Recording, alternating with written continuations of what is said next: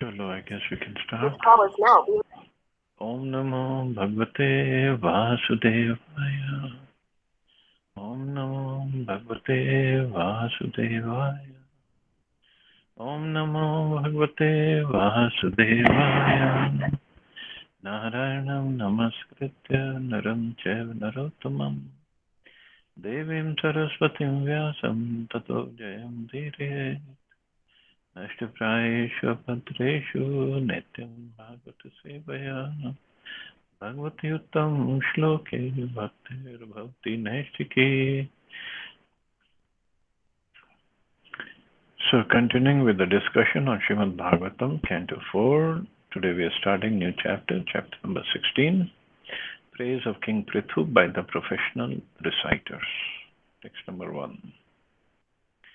Maitreya Vacha iti brahmanam nripatim gayaka munichoditaha tushtu manasas tadvagamrita sevaya.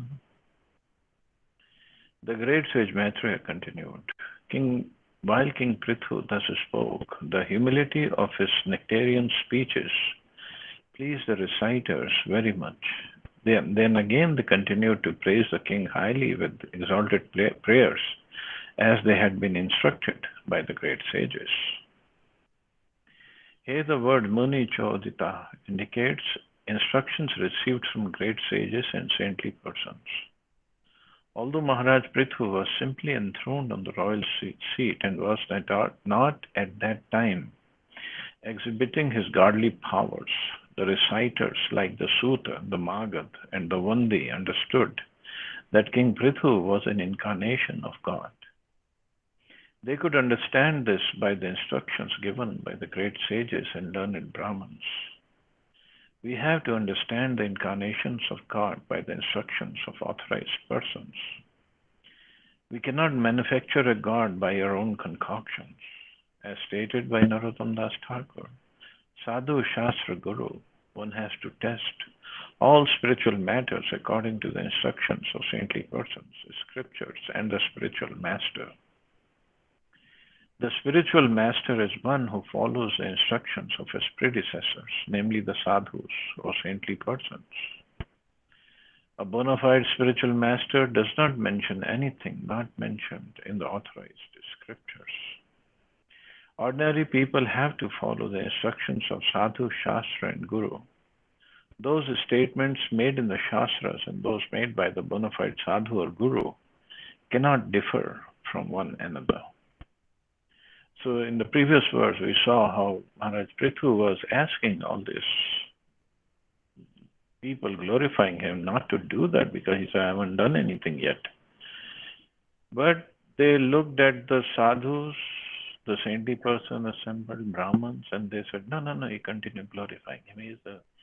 He's a partial incarnation of the Supreme Personality of Godhead.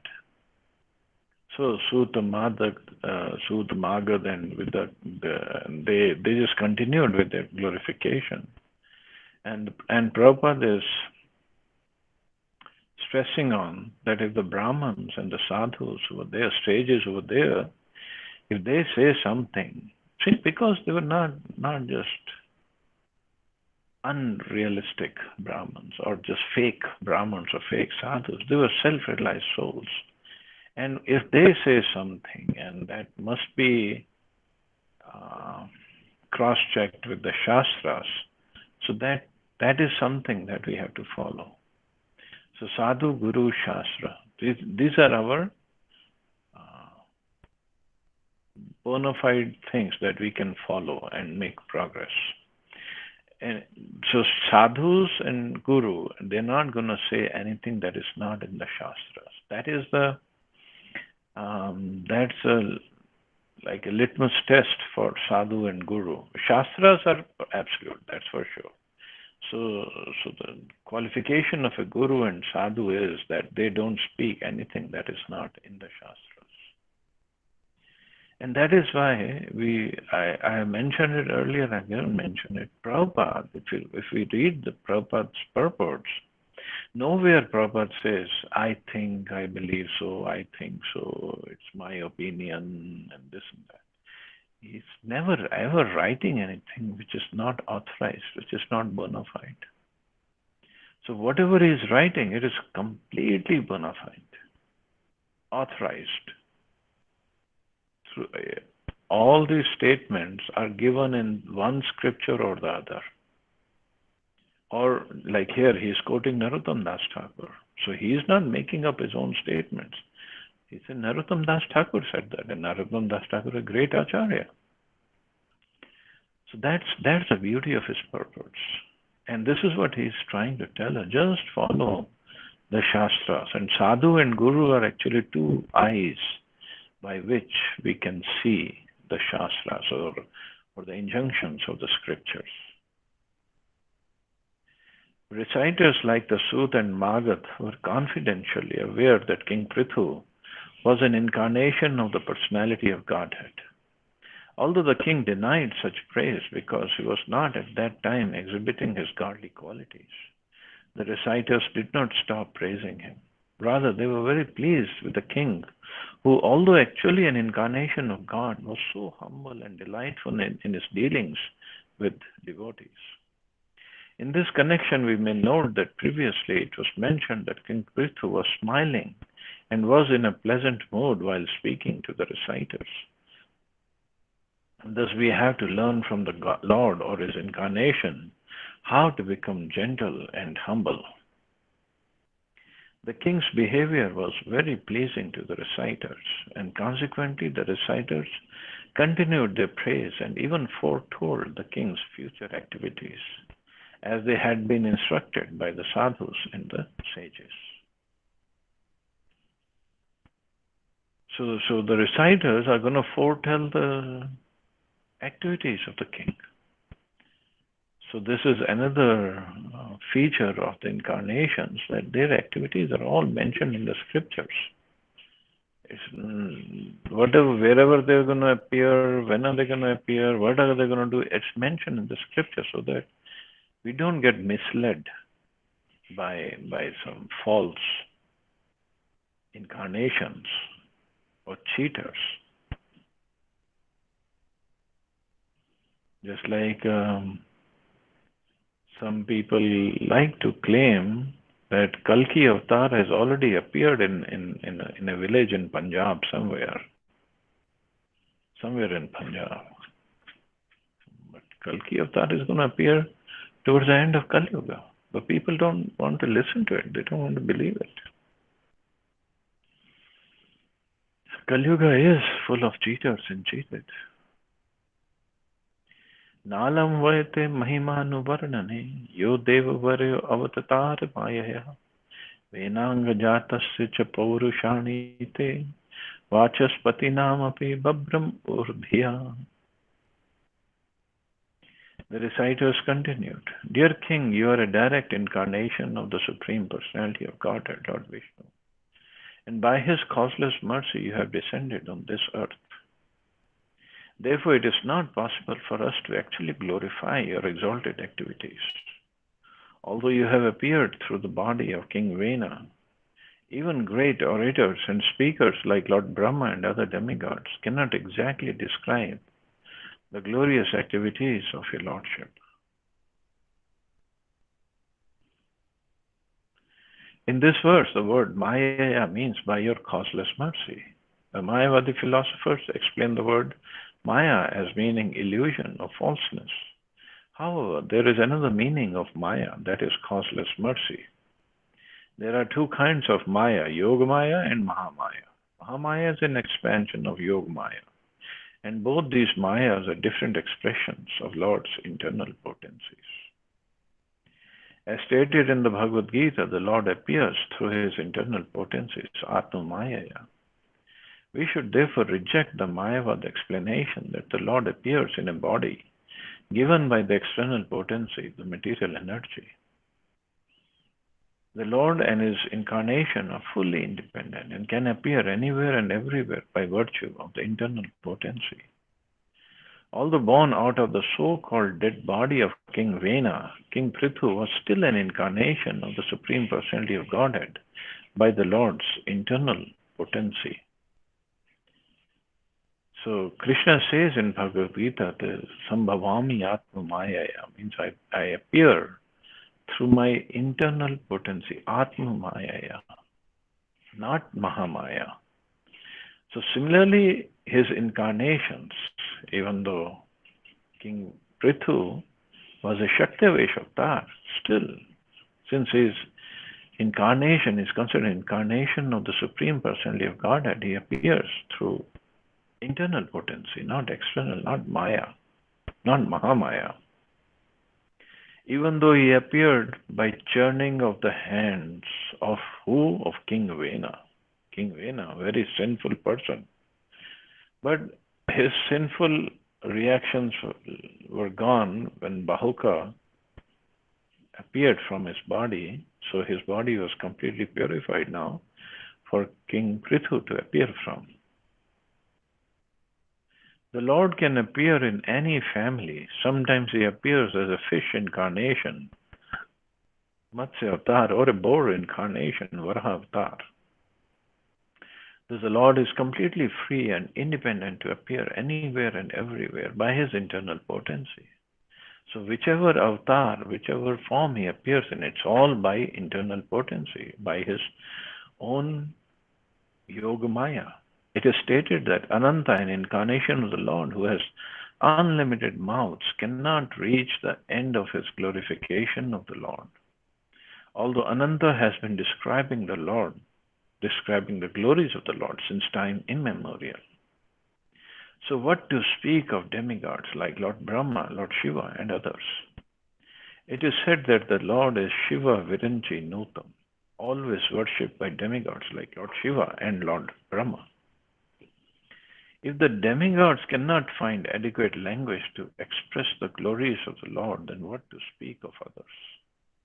Consequently, reciters like the Sut and Magad felt inadequate to speak about King Prithu. So not only about the Lord, they felt inadequate to speak about Lord King Prithu. So in fact, the devotees of the Lord, they are also so glorious. It's so difficult to glorify them properly. For example, Srila Prabhupada.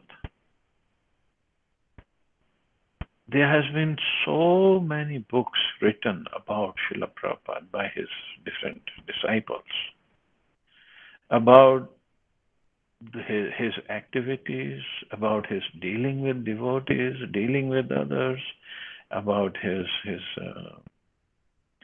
writing books, giving lectures, or morning walks, or his training his disciples, or the disciples' experiences with Srila Prabhupada.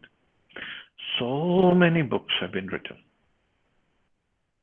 In modern history, nobody has been glorified in that many books. But still, people find it amazing what Srila Prabhupada did in the course of only 12 years. It's amazing. And if you hear about Prabhupada's glorification from his disciples, every time we find something new. Every time. Something new somebody is saying. Although it's been almost like 43, 44 years since he left the planet. So not only the Lord is unlimitedly glorious, his pure devotees are also the same. By glorifying the Lord with exalted verses, one becomes purified. Although we are unable to offer prayers to the Lord in an adequate fashion, our duty is to make the attempt in order to purify ourselves. It's not that we should stop our glorification because demigods like Lord Brahma and Lord Shiva cannot adequately glorify the Lord. Rather, as stated by Prahlad Maharaj, everyone should glorify the Lord according to his own ability. If we are serious and sincere devotees, the Lord will give us the intelligence to offer prayers properly. So if we are serious and sincere, if we are devoted, the Lord gives us the intelligence. Just like we read earlier, when Dhruv Maharaj, he was doing his tapasya and Lord Vishnu appeared. So Dhruv Maharaj, being only 5 years old, he saw the Lord, he went to him, but he was just completely dumbfounded. He could not say anything. And then the Lord gave him his mercy by touching his conch shell to the forehead of Dhruv Maharaj. And then Dhruv Maharaj uh, spoke so exalted prayers and glorified the Lord. So similarly, if we are sincere and serious, the Lord and his devotees can benedict us, can give us their mercy, so we can intelligently offer our prayers. And here Prabhupada also writes, by glorifying the Lord with the exalted verses, one becomes purified. Purified in the sense that in the material world, everybody wants to be glorified. Everybody wants to be praised. Everybody wants to be better than others. But when we glorify the Lord or glorify his devotees, we become purified, means we become purified of that kind of consciousness that I want to be glorified. People should know about me. No, people should know about the Lord and his devotees. And more we glorify them, especially on their appearance days or disappearance days. For the Lord, there is no disappearance day, but for the devotees, there are appearance and disappearance days. When we glorify them with proper sincerity and seriousness, not just to show to public, not just a lip service, but it should be coming from the heart. When we do that, then these devotees, being very merciful, they bestow some of their qualities in us. They bestow their mercy, so we can develop some of their qualities to some extent in us. So that is also one of the reasons for glorifying the devotees on their appearance or disappearance days, and for the Lord, and to the Lord on his appearance day. And that is why it is said one becomes purified. That's what we need, purification of our consciousness. From thinking of being the Lord, the controller, the master, the enjoyer, the proprietor, to being a servant. That's the purification.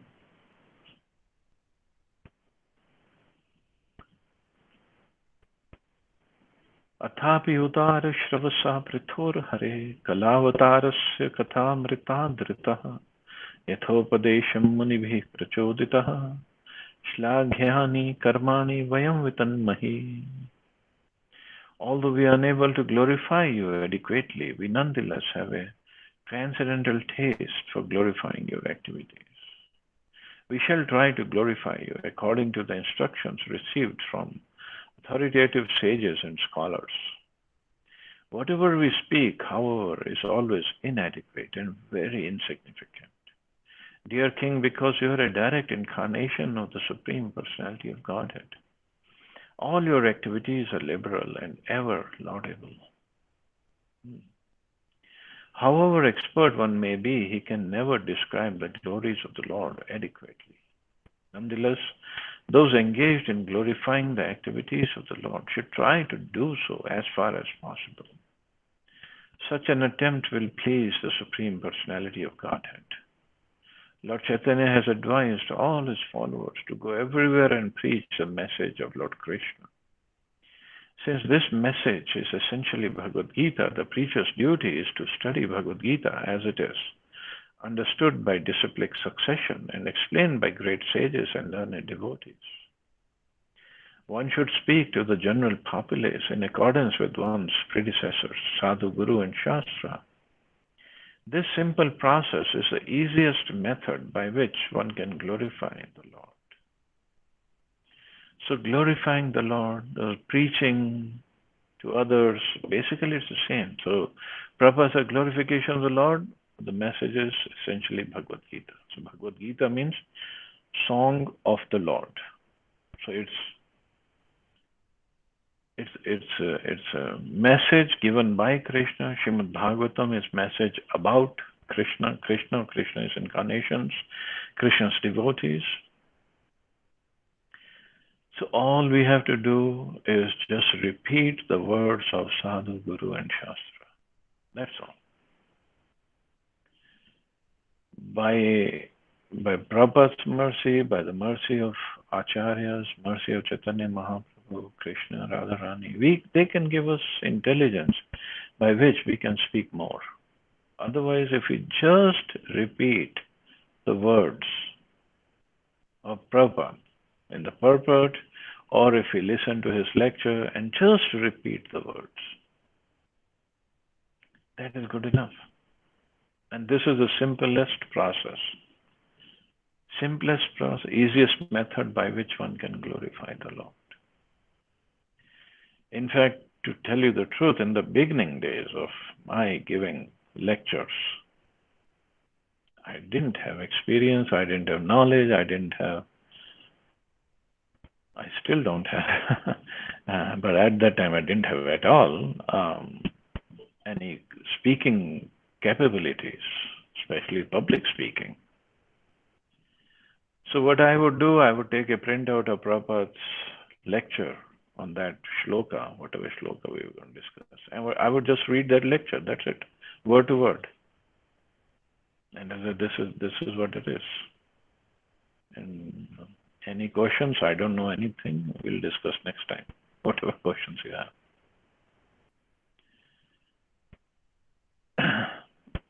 So this is the easiest way.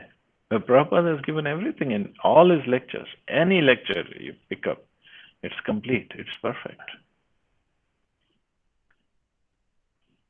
So devotional service, however, is a real method. For by devotional service, one can satisfy the Supreme Personality of Godhead with just a few words. Without devotional service, volumes of books cannot satisfy the Lord. Even the preachers of the Krishna consciousness movement may be unable to describe the glories of the Lord, they can nonetheless go everywhere and request people to chant Hare Krishna. So one place, Prabhupada says, devotional service is the real method to satisfy the Supreme Lord. The devotional service means anything and everything, all the 9 processes. And even if we don't know anything about the Lord, or we don't know how to speak, we can chant, request people to chant Hare Krishna. Simplest process. And that is preaching. Preaching is to basically inspire or motivate people to chant Hare Krishna. If that can be done by 1 hour lectures, fine. If that can be done by 2 minutes of just imploring everybody, chant Hare Krishna, that's good enough. So all we have to do is try to glorify the Lord, try to engage others in His service. And that's what Prabhupada said, that is the best way to please Him. Esha dharma bhritam shreshto lokam dharme anuvartayam gopta cha dharma setunam shastra tat paripanthinam. This King Maharaj Prithu is the best amongst those who are following religious principles. As such, he will engage everyone in the pursuit of religious principles and give those principles all protection. He will also be a great chastiser to the irreligious and atheistic. The duty of the king or the head of the government is described very nicely in this verse. It is the duty of the governmental head to see that people strictly follow a religious life. A king should also be strict in chastising the atheists. In other words, an atheist or godless government should never be supported by a king or governmental chief. An atheistic or godless government should never be supported by a king or governmental chief. That is a test of good government. In the name of secular government, the king or governmental head remains neutral and allows people to engage in all sorts of irreligious activities. In such a state, people cannot be happy despite all economic development. However, in this age of Kali, there are no pious kings. Instead, rogues and thieves are elected to head the government. But how can the people be happy without religion and God consciousness? The rogues exact taxes from the citizens for their own sense enjoyment. And in the future, the people will be so much harassed that according to Srimad Bhagavatam, they will flee from their homes and country and take shelter in the forest. However, in Kali Yuga, the democratic government can be captured by Krishna conscious people. If this can be done, the general populace can be made very happy. Wow. So, although Prabhupada wrote these purports in 1970s, they're still applicable today. And in fact, many, many years later to come, Prabhupada did say his books will be the law books for mankind for the next 10,000 years. So secular government, Prabhupada made a comment, the secular government, in the name of secular government, the king or governmental head remains neutral and allows people to engage in all sorts of irreligious activities. But that doesn't mean it's secular. That actually means atheistic government. Secular government actually means it doesn't promote one religion. Everybody should be able to follow their own religion, whatever religion they want to follow. But there should be some method of religion everybody follows, because Mahabharata also says, Dharmen hina pashubhir narana. Without dharma, without religion, a human being is just like an animal. Animals don't have a form of religion. Animals don't have a form of understanding their constitutional position, the position of God, and their relationship with God, and how to work on that relationship. Animals cannot understand this. They cannot work on this. So human beings also, if they don't, then they are just like animals. And here in the end, Prabhupada says, however, in Kali Yuga, of course, the government will be very full of rogues and thieves, and they will be levying taxes that in the previous chapter also we studied. But Prabhupada says, in Kali Yuga, democratic government can be captured by Krishna conscious people. If this can be done, the general populace can be made very happy. Because only devotees can work for the benefit, ultimate benefit, not just the material, but spiritual benefit also of the people in general. And who knows, it might happen, because Prabhupada has given instructions about the government or the head being Krishna conscious person. Other places also he has said that. So who knows, maybe it will happen in the future. But till then, we have to carry on with our practices and our preaching work, and give our whatever little contribution we can make towards making this Krishna consciousness movement grow. And that will make Prabhupada happy. So anyway, we'll stop here, see anybody has any questions or comments.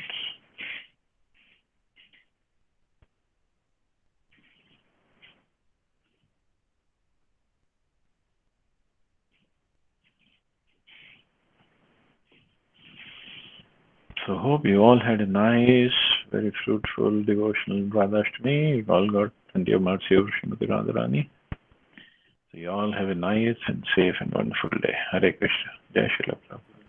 Hare Krishna. Jai Srila Prabhupada. Jai Srila Prabhupada.